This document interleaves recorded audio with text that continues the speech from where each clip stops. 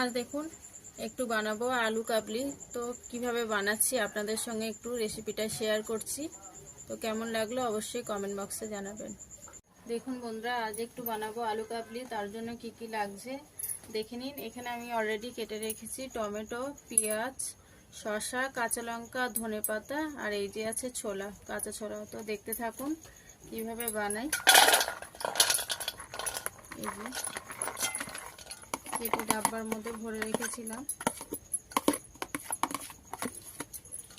তারপর এর সঙ্গে দিয়ে দেব, এখানে রয়েছে আলু। দেখুন ছোট ছোট করে কেটে রেখেছিলাম আলু। এই যে আলুগুলো দিয়ে দেব।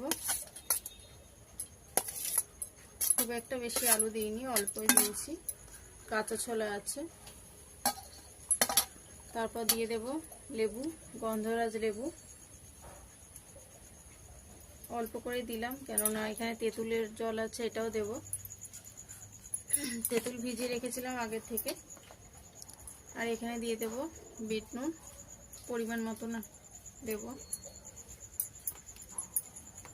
এখানে আছে ভাজা, এই যে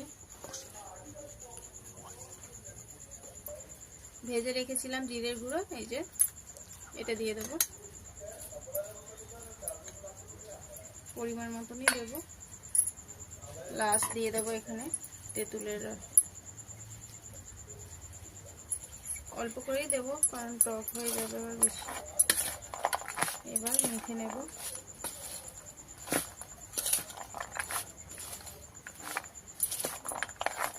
আর একটু মনে হচ্ছে লাগবে তেঁতুলের জলটা, দেখেই মনে হচ্ছে।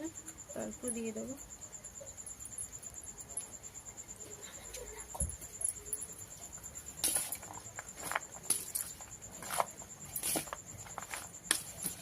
ভালো করে একটু মিক্স করে নেব। তো কে কে খাবেন বন্ধুরা, ঝটপট চলে আসুন। রেডি হয়ে গেছে। ওপর থেকে একটু ঝুরি ভাজা দিলে হয়, না দিলেও হয়, অসুবিধা নেই।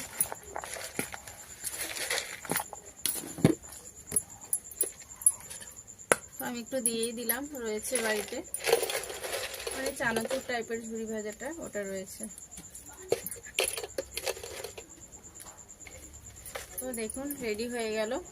তো কে কে খাবেন বন্ধুরা, ঝটপট চলে আসুন।